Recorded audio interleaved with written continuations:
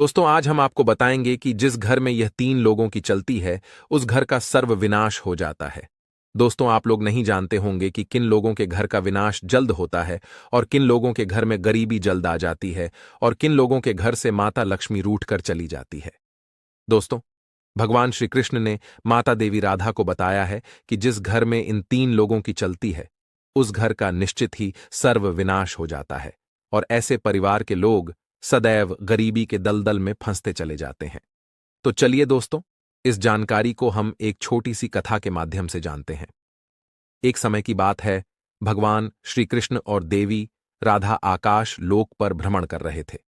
भगवान श्री कृष्ण कहते हैं, हे देवी राधा, पृथ्वी लोक पर मनुष्य के जिस घर में इन तीन लोगों की चलती है, उस घर का सर्वविनाश हो जाता है तथा उस घर में दरिद्रता आ जाती है।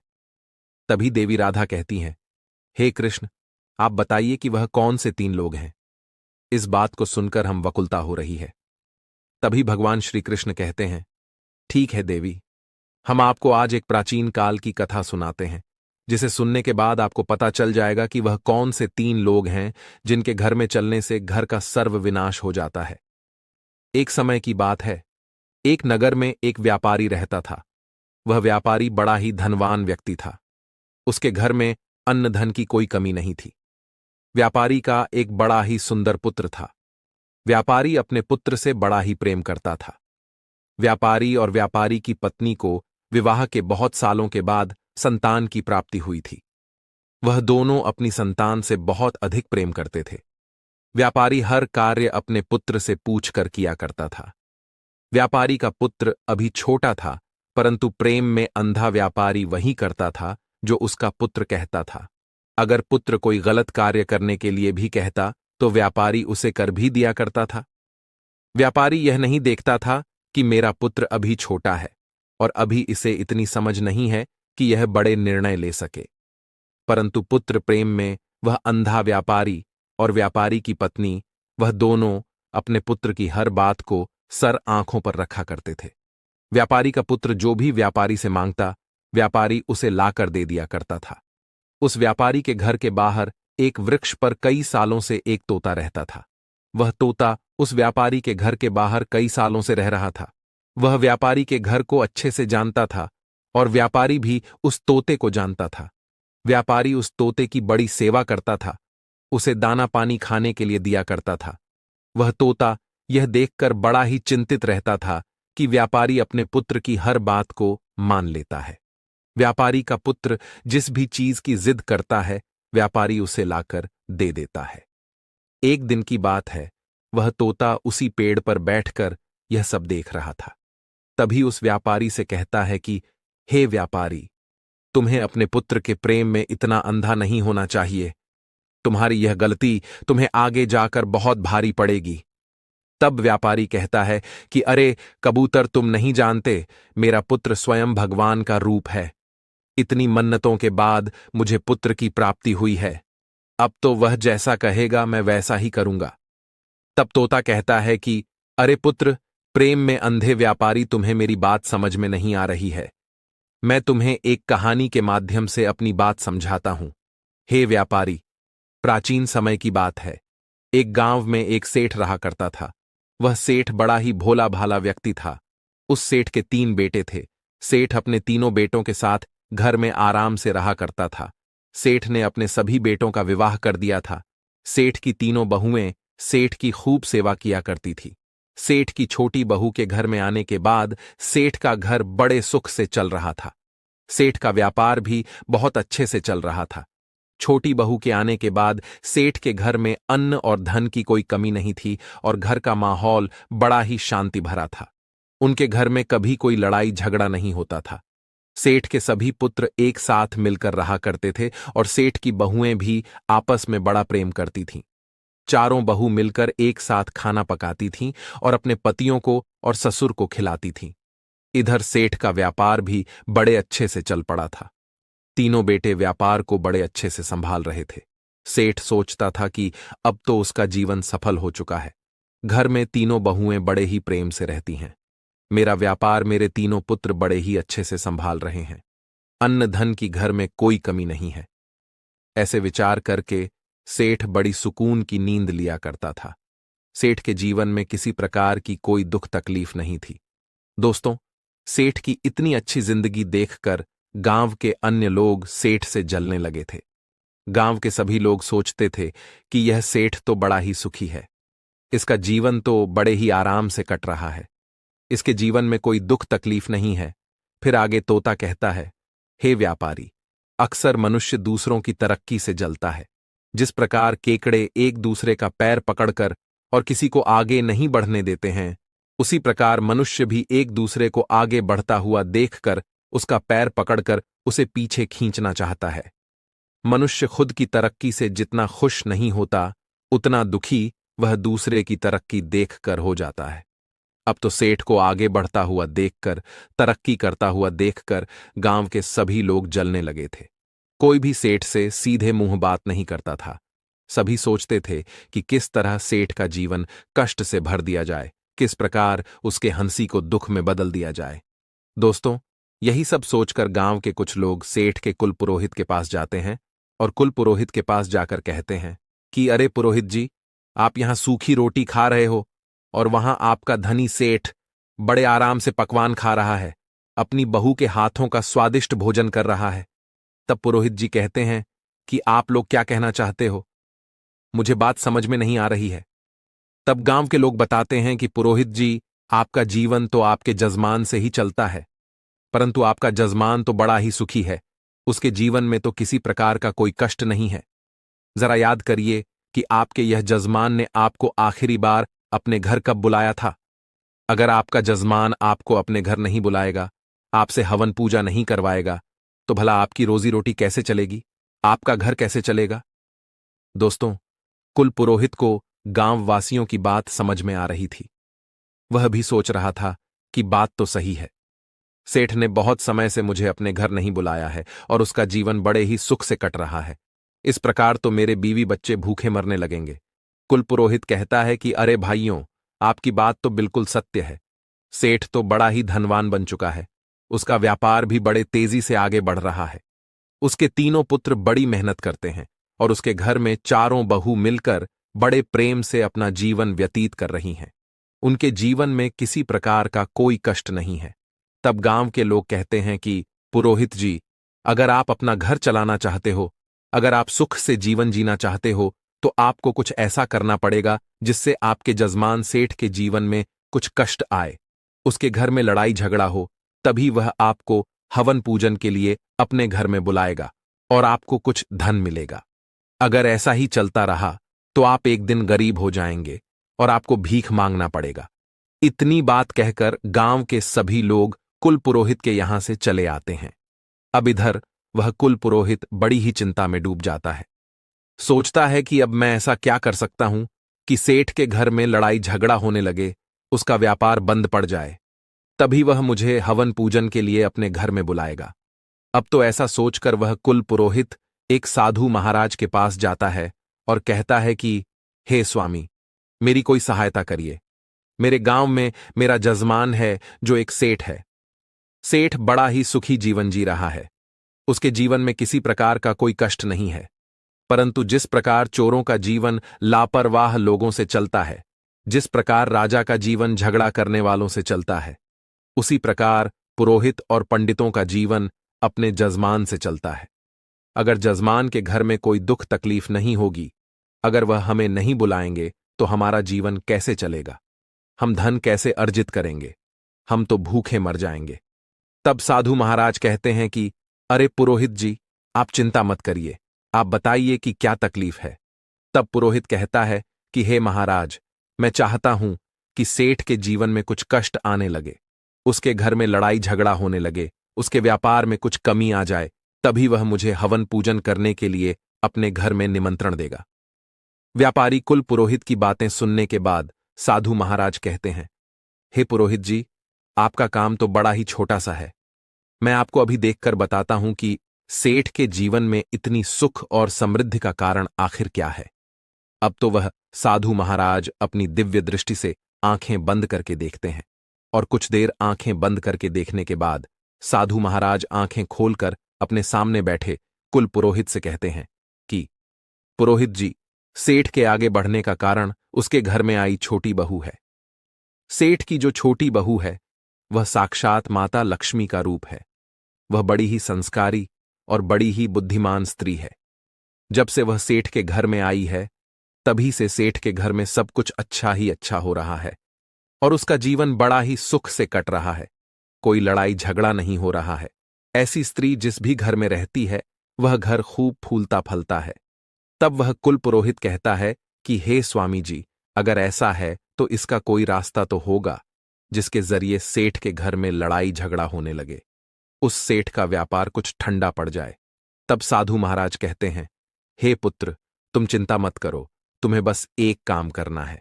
तुम सेठ के घर जाओ और सेठ से कहना कि सेठ जी, मुझे आपके खेत में से एक हरा बांस दे दो, और तुम सेठ से हरा बांस मांगकर उसको अपने घर लाकर रख लेना। जब तुम ऐसा करोगे तो कुछ दिनों में ही सेठ बड़ा निर्धन हो जाएगा। उसके घर में लड़ाई झगड़े होने लगेंगे, उसकी बहुएं आपस में झगड़ा करने लगेंगी और उसका जीवन कष्टों से भर जाएगा। तब वह तुम्हें हवन पूजन के लिए अपने घर में अवश्य बुलाएगा। साधु महाराज की इतनी बातें सुनने के बाद कुल पुरोहित साधु महाराज को धन्यवाद कहकर और अपने घर चला जाता है। पुरोहित सोचता है कि अब तो अगले ही दिन मैं सेठ के घर पर जाऊंगा और उसके खेत में से एक हरा बांस मांग लूंगा। जब अगला दिन होता है, सुबह होते ही जल्दी उठकर कुल पुरोहित सेठ के घर पहुंच जाता है। सेठ के घर पहुंचने पर पुरोहित आवाज लगाता है तो अंदर सेठ आराम कर रहा था।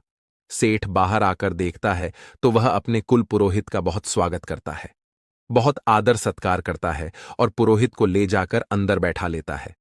सेठ कहता है कि बताइए पुरोहित जी, आज इतने दिनों बाद आपका हमारे घर कैसे आना हुआ। तब कुल पुरोहित कहता है कि सेठ जी, मैं बस यहां से गुजर रहा था तो सोचा आपसे मिलते चलूं। अब तो पुरोहित अपनी मीठी मीठी बातों में सेठ को फंसा लेता है और कुछ देर बाद कहता है, हे सेठ जी, मुझे आपके खेत में से एक हरा बांस चाहिए, क्या आप मुझे दे सकते हैं? तब सेठ जी कहते हैं कि अवश्य पुरोहित जी, आपने इतनी छोटी सी चीज मांगी है, हम अभी आपको लाकर देते हैं। अब तो सेठ जी अपने खेत में जाते हैं और एक बांस का टुकड़ा तोड़कर लेकर आते हैं। तभी अपने ससुर को आता हुआ देख सेठ जी की जो छोटी बहू थी वह भागी भागी आती है और कहती है कि पिताजी, आप यह बांस का टुकड़ा क्यों लेकर आए हैं? तब सेठ बताता है कि बेटी पुरोहित जी हमारे घर आए हैं और वह चाहते हैं कि हम उन्हें अपने खेत में से एक हरा बांस का टुकड़ा लाकर दे, इसलिए उनको देने के लिए हम यह टुकड़ा लेकर आए हैं। तब वह छोटी बहू कहती है कि पिताजी, आप यह बांस का टुकड़ा पुरोहित जी को अवश्य दे दीजिएगा, परंतु इससे पहले कुछ देर आप यह बांस का टुकड़ा मुझे दे दीजिए, मैं कुछ देर में यह लाकर आपको दे दूंगी। फिर तो अपनी छोटी बहू को वह बांस देकर और सेठ चला जाता है। इधर वह सेठ की छोटी बहू बांस में से कुछ हरे पत्ते तोड़कर और अपने घर में बंधी हुई काली गाय को खिला देती है और इसके बाद वह बांस ले जाकर अपने पिता को दे देती है। अब तो वह सेठ हरा बांस पुरोहित को दे देता है और कहता है कि लीजिए पुरोहित जी, आपने हरा बांस मांगा था और यह रहा बांस, इसे आप ले जाइए। तब वह पुरोहित बड़ा ही खुश हो जाता है, सोचता है कि अब तो सेठ के घर की खुशी उसने मुझे दे दी है। अब बड़ा ही खुश होता हुआ वह पुरोहित अपने घर लौट जाता है और घर पर जाकर वह बांस का टुकड़ा रख देता है और सोचता है कि अब बस कुछ दिनों में सेठ मुझे याद करेगा, क्योंकि उसके घर में खूब लड़ाई झगड़ा होगा और गृह क्लेश होगा। तब हवन पूजन करके और मैं अच्छे पैसे सेठ से मांग लूंगा। ऐसे विचार करके वह कुल पुरोहित बड़ा ही प्रसन्न हो रहा था। अब तो पुरोहित इंतजार करने लगता है कि कब सेठ का बुलावा आएगा और मैं जाकर सेठ के घर में हवन पूजन करूंगा। परंतु इंतजार करते करते कुल पुरोहित को 1 महीना बीत जाता है, 2 महीने बीत जाते हैं और तीसरा महीना भी बीत जाता है। इंतजार करते करते अब वह पुरोहित थक चुका था। तब एक दिन कुल पुरोहित दोबारा साधु महाराज की कुटिया में जाता है। वह कहता है कि हे महाराज, आपके बताए अनुसार मैंने सेठ से उसके खेत में से हरा बांस मांग लिया था, परंतु आज 3 महीने होने को आए हैं और अभी तक सेठ ने मुझे कोई बुलावा नहीं भेजा है और वह बड़े आराम से, बड़े सुख से अपना जीवन व्यतीत कर रहा है। उसके घर में किसी प्रकार की कोई दुख तकलीफ नहीं है। तब साधु महाराज आंखें बंद करके और अपनी दिव्य दृष्टि से देखते हैं तो वह बताते हैं कि अरे पुरोहित जी, मैंने आपको बताया था ना कि सेठ की छोटी बहू बड़ी ही चालाक और बड़ी ही बुद्धिमान है। दरअसल बात यह है कि जब सेठ आपको वह हरा बांस दे रहा था तो उसकी छोटी बहू ने उसमें से हरे पत्ते तोड़कर और अपनी काली गाय को खिला दिए थे। इसी कारणवश उसकी खुशियां और सुख समृद्धि उसके घर में ही रह गईं। परंतु आप चिंता मत करिए, आपकी सहायता मैं करूंगा। फिर साधु महाराज आगे कहते हैं कि पुरोहित जी, अब आपको क्या करना है कि सेठ के घर जाना है और सेठ से उसकी काली गाय मांगकर अपने घर लेकर आना है। आप जैसे ही उसकी काली गाय को अपने घर लाकर रखोगे तो कुछ दिनों में ही सेठ के घर में दुख तकलीफ आना शुरू हो जाएगी। तब सेठ आपको निमंत्रण अवश्य भेजेगा। अब तो वह कुल पुरोहित एक बार फिर प्रसन्न हो जाता है और साधु महाराज को धन्यवाद कहकर अपने घर के लिए निकल पड़ता है। घर पहुंचकर वह कुल पुरोहित सोचता है कि अब कल सुबह होते ही मैं सेठ के घर जाऊंगा और जाकर सेठ से उसकी काली गाय मांग लूंगा। उसके बाद मैं देखता हूं कि सेठ कैसे इतना सुखी रहता है। फिर अगले दिन सुबह उठकर वह कुल पुरोहित स्नान करके और सबसे पहले सेठ के घर पहुंच जाता है। एक बार फिर सेठ अपने घर का दरवाजा खोलता है तो वह देखता है कि कुल पुरोहित आया हुआ है। सेठ अपने कुल पुरोहित घर के अंदर ले जाता है और स्वादिष्ट भोजन कराता है। उसके बाद सेठ पूछता है कि बताइए पुरोहित जी, आज आपका कैसे आना हुआ। कुल पुरोहित कहता है कि सेठ जी, मैं बड़ी ही दुख तकलीफ में हूं। दरअसल बात कुछ ऐसी है कि मेरे घर पर जो गाय है उसने दूध देना बंद कर दिया है और मेरे बच्चों को दूध नहीं मिल रहा है। कई दिनों से मेरे बच्चों ने दूध नहीं पिया है, इसीलिए मैं आपसे सहायता लेने के लिए आया हूं। अगर आप मुझे अपनी काली गाय दे देंगे तो आपकी बड़ी कृपा होगी। जब कुल पुरोहित की ऐसी दुख भरी बातें सुनने के बाद सेठ सोचता है कि चलो कोई बात नहीं, यह हमारे कुल पुरोहित है, अगर हम इनका भला करते हैं तो यह पुण्य का काम ही होगा। ऐसा सोचकर सेठ कहता है कि पुरोहित जी, आप चिंता न करें, हम आपको अपनी काली गाय दे देंगे। इतना कहकर सेठ गाय को लेने के लिए अपने घर के आंगन में जाता है और गाय को लेकर पुरोहित को देने के लिए चल देता है। तभी सेठ की छोटी बहू आकर सेठ को रोक लेती है। सेठ की छोटी बहू कहती है कि पिताजी, आप इस गाय को लेकर कहां जा रहे हैं। सेठ बताता है कि बेटी, हमारे कुल पुरोहित आए हैं और उनकी गाय दूध नहीं दे रही है, इसलिए वह हमारी काली गाय लेना चाहते हैं। मैं यह गाय उनको देने के लिए जा रहा हूं। तब सेठ की छोटी बहू कहती है कि पिताजी, आप कुछ देर ठहरी, मैं अभी आती हूं। फिर वह छोटी बहू अंदर जाती है और एक सफेद रंग की चादर लेकर आती है और वह उस चादर से उस काली गाय के आंसू पोंछकर चादर को अंदर रख देती है और कहती है कि पिताजी, अब आप जाइए और इस गाय को पुरोहित जी को दे दीजिए। फिर वह सेठ उस काली गाय को पुरोहित जी के पास लेकर जाता है और कहता है कि लीजिए पुरोहित जी, यह रही आपकी काली गाय, इसे ले जाइए और अपने बच्चों को दूध पिलाइए। सेठ की गाय को देखकर वह पुरोहित बड़ा ही प्रसन्न हो जाता है और उसे लेकर तुरंत अपने घर के लिए निकल पड़ता है। अब तो अपने घर पहुंचकर वह काली गाय को बांध देता है और सोचता है कि अब तो सेठ बहुत जल्दी मुझे अपने घर हवन पूजन करने के लिए बुलाएगा, क्योंकि उसका जीवन बड़े ही जल्दी दुखों से घिरने वाला है। अब वह कुल पुरोहित सेठ के बुलावे का इंतजार करने लगता है और इंतजार करते करते एक बार फिर उसे 3 महीने बीत जाते हैं। 3 महीने गुजर जाने के बाद कुल पुरोहित एक बार फिर साधु महाराज की कुटिया में पहुंच जाता है और कहता है कि साधु महाराज, इस बार फिर मैं आपके कहे अनुसार सेठ के यहां से काली गाय लेकर आया हूं, परंतु उसके बावजूद सेठ ने मुझे अपने घर हवन पूजन के लिए नहीं बुलाया। सेठ का जीवन अभी भी बड़े ही सुख से कट रहा है, उसके घर में किसी प्रकार की कोई दुख तकलीफ नहीं है। तब साधु महाराज एक बार फिर अपनी आंखें बंद करते हैं और अपनी दिव्य दृष्टि से देखते हैं तो साधु महाराज कहते हैं कि हे पुरोहित जी, उस सेठ की छोटी वाली बहू तो बहुत ही चालाक है। हमने जितना सोचा था वह उससे भी ज्यादा चालाक है। वह सारी विद्या जानती है। सेठ की बहू बड़ी ही बुद्धिमान है। जब आप सेठ से काली गाय मांगने गए थे तब उसने अपनी सफेद चादर में गाय के आंसू पोंछ करके अपने पास रख लिए थे, जिसके कारण सुख समृद्धि उसके घर में ही रह गई। अब तो यह बात सुनकर कुल पुरोहित बड़ा ही चिंतित हो जाता है। वह सोचता है कि जब तक यह छोटी बहू रहेगी तब तक सेठ का जीवन सुख समृद्धि से भरा रहेगा। पुरोहित कहता है कि हे साधु महाराज, अब मुझे क्या करना चाहिए। तब साधु महाराज कहते हैं कि पुरोहित, अब आप सेठ के घर जाओ और सेठ से किसी तरीके से वह सफेद चादर मांगकर अपने घर लाकर रख लो। अगर आपने ऐसा कर लिया तो निश्चित ही सेठ का जीवन बदल जाएगा और उसके घर में लड़ाई झगड़ा, गृह क्लेश होने लगेंगे। फिर साधु महाराज को धन्यवाद कहकर वह कुल पुरोहित अपने घर के लिए निकल जाता है।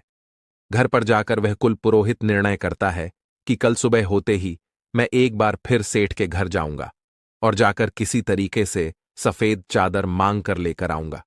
अगला दिन बीतते ही वह पुरोहित सुबह उठते ही बड़ा प्रसन्न हो जाता है। सोचता है कि आज तो सेठ से उसकी सफेद चादर मांगकर उसका जीवन को दुखों से भर दूंगा। अब कुल पुरोहित सेठ के घर जाता है और जाकर सेठ से कहता है कि सेठ जी, मेरी पत्नी हर दिन मंदिर में कीर्तन और भजन करने के लिए जाती है, परंतु मंदिर में बैठने के लिए उसके पास कोई अच्छी सी चादर नहीं है। वह नीचे फर्श पर बैठती है और उसको ऐसा करते हुए देख मुझे अच्छा नहीं लगता है। अगर आपको कोई तकलीफ ना हो तो क्या आप मुझे एक अच्छी सफेद चादर दे सकते हैं ताकि मेरी पत्नी चादर को बिछाकर मंदिर में बैठ सके। कुल पुरोहित की ऐसी बातें सुनकर सेठ कहता है कि अरे पुरोहित जी, आप चिंता ना करें, हमारे घर में एक बहुत ही अच्छी सफेद चादर रखी है। रुकिए, हम अभी अपनी बहू से कहकर और आपको दे देते हैं। अब तो सेठ जी अपनी छोटी बहू को बुलाते हैं और कहते हैं कि बहू, हमारे घर में जो सफेद चादर है वह लाकर पुरोहित जी को दे दो। अपने पिताजी की बातें सुनकर वह छोटी बहू अंदर जाती है और वह उसी सफेद चादर को निकालती है जिससे उसने गाय के आंसुओं को पोंछा था। वह उस चादर को निकालकर और उसका एक धागा तोड़कर अपने मुंह में भर लेती है और उसे खा लेती है। चादर का धागा खाने के बाद वह छोटी बहू चादर लाकर अपने पुरोहित जी को दे देती है। छोटी बहू से चादर लेकर पुरोहित जी मुस्कुराते हुए अपने घर के लिए निकल पड़ते हैं और घर पर जाकर वह सोचते हैं कि अब तो सेठ मुझे बहुत जल्दी याद करेगा। अब सेठ की राह देखते देखते वह कुल पुरोहित कई महीनों तक इंतजार करता रहता है।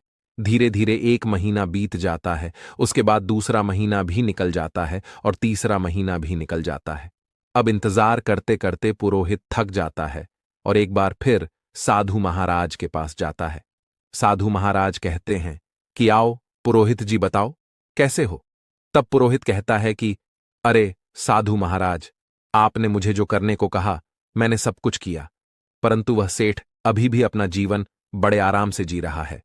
उसके जीवन में कोई दुख तकलीफ नहीं है, उसके पास धन की कोई कमी नहीं है। साधु महाराज एक बार फिर अपनी आंखें बंद करके अपनी दिव्य दृष्टि से देखते हैं और पुरोहित को बताते हैं, पुरोहित जी, अब हमें लगता है कि वह छोटी बहू जब तक उसके घर में रहेगी तब तक आप उसका कुछ नहीं बिगाड़ सकते। आपको सफेद चादर देने से पहले उसकी बहू ने उसमें से एक धागा निकालकर वह खा लिया था, जिसके कारण सुख, समृद्धि और धन का सुख उसके पास ही रह गया। अब तो आपको कुछ भी करके और सेठ जी की छोटी बहू को उसके घर से निकालना पड़ेगा। अगर आपने एक बार छोटी बहू को घर से निकाल दिया तो फिर सेठ के जीवन में कष्ट ही कष्ट आ जाएंगे और उसका जीवन दुखों से घिर जाएगा। फिर उस पुरोहित को भी समझ में आ गया था कि छोटी बहू के रहते वह कुछ नहीं कर सकता, इसलिए वह अपने घर जाता है और सेठ के घर से उसकी छोटी बहू को निकालने का उपाय ढूंढने लगता है। अगली सुबह कुल पुरोहित सेठ के घर जाता है और बड़ी ही चिंतित अवस्था में जाकर कहता है कि सेठ जी, आपकी सुरक्षा मेरी जिम्मेदारी है और मुझे आपकी सुरक्षा खतरे में दिख रही है। आप पर बहुत बड़ा संकट आने वाला है, आपका जीवन दुखों से घिरने वाला है, आपके व्यापार में आपको बहुत बड़ा नुकसान होने वाला है और आपके घर में बहुत बड़ी विपत्ति आने वाली है। कुल पुरोहित की ऐसी बातें सुनकर वह सेठ घबरा जाता है और बहुत चिंतित हो जाता है। सेठ कहता है कि पुरोहित जी, यह आप क्या कह रहे हैं? आप हमें बताइए, क्या इस विपत्ति से बचने का कोई उपाय है? आप जो भी कहेंगे हम अवश्य करेंगे। फिर पुरोहित समझ गया था कि यह सेठ उसके जाल में फंस चुका है। पुरोहित आगे कहता है कि सेठ जी, आपकी छोटी बहू आपके ऊपर बहुत बड़ा खतरा है। जब तक वह इस घर में रहेगी आप पर संकट बना रहेगा, इसलिए मैं तो कहता हूं कि आप अपनी छोटी बहू को अपने घर से निकाल दीजिए, क्योंकि उसी के कारण आप पर इतना बड़ा खतरा मंडरा रहा है और आपका जीवन संकट में है। पुरोहित की ऐसी बातें सुनकर वह सेठ जी उस पर विश्वास कर लेते हैं। सेठ जी कहते हैं कि पुरोहित जी, आप जैसा कहेंगे मैं वैसा ही करूंगा।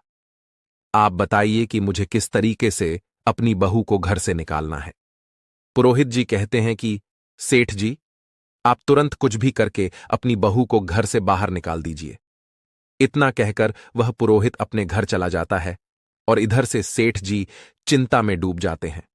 वह सोचते हैं कि मेरी बहू तो बड़ी ही अच्छे स्वभाव की है, मेरी इतनी सेवा करती है, मैं उसे अपने घर से कैसे निकालूं।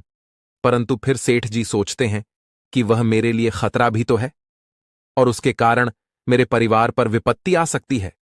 यह विचार करके सेठ जी अपनी पुत्रवधू के पास जाते हैं और अपनी छोटी बहू से कहते हैं कि बहू, आज ही तुम मेरे घर से निकल जाओ। तुम्हारा इस घर में रहना अब सही नहीं है। तुम्हारे कारण हमारे घर में विपत्ति आने वाली है। वह अपने पिताजी की ऐसी बातें सुनकर सब समझ जाती है कि जरूर पुरोहित जी ने मेरे पिताजी को ऐसा कहा है। वह बहू कहती है कि ठीक है पिताजी, अगर आप यही चाहते हैं तो मैं इस घर को छोड़कर चली जाती हूं। फिर अपनी पत्नी को घर छोड़कर जाता हुआ देख सेठ का छोटा पुत्र भी कहता है कि पिताजी, अगर मेरी पत्नी इस घर में नहीं रह सकती तो मैं भी नहीं रहूंगा और मैं भी अपनी पत्नी के साथ घर छोड़कर जा रहा हूं। अब तो वह पत्नी और पति दोनों सेठ जी का घर छोड़कर एक शहर में चले जाते हैं और शहर में जाकर किराए के मकान में रहने लगते हैं।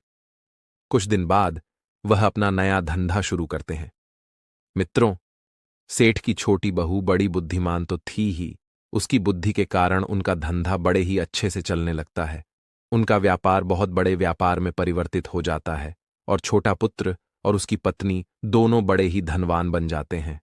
शहर में अपना मकान भी खरीद लेते हैं। इधर वह सेठ, उसका घर बर्बाद होता जा रहा था। घर में लड़ाई झगड़े होने लगे थे। सेठ की दोनों बहुएं आपस में खूब झगड़ा करती थीं और सेठ के दोनों पुत्र भी व्यापार पर बिल्कुल ध्यान नहीं दे रहे थे। सेठ के दोनों पुत्र बुरी संगत में पड़ गए थे। वह कुल पुरोहित हवन पूजन के बहाने सेठ से सारा धन लूट कर ले जा रहे थे। धीरे धीरे करके वह पुरोहित सेठ को पूरी तरीके से लूट लेता है और सेठ का पूरा धन धीरे धीरे करके वह लूट कर अपने घर ले जाता है। अब तो सेठ की हालत बहुत ही खराब हो चुकी थी। सेठ के घर में खाने पीने के लाले पड़ रहे थे। खाने को भोजन नहीं था, पहनने को वस्त्र नहीं थे। अपनी ऐसी हालत देखकर सेठ एक दिन विचार करने बैठता है और गहरा विचार करने पर सेठ को समझ में आता है कि जिस दिन से मेरी छोटी बहू इस घर को छोड़कर गई है, उस दिन से इस घर की हालत बद से बदतर होती जा रही है। सेठ को झांत हो चुका था कि उसकी छोटी बहू ही है जो उसके घर को बचा सकती है। सेठ अब तो तुरंत दौड़ा दौड़ा शहर जाता है और अपने छोटे पुत्र के घर पर जाकर अपनी लक्ष्मी स्वरूप बहू से क्षमा मांगता है।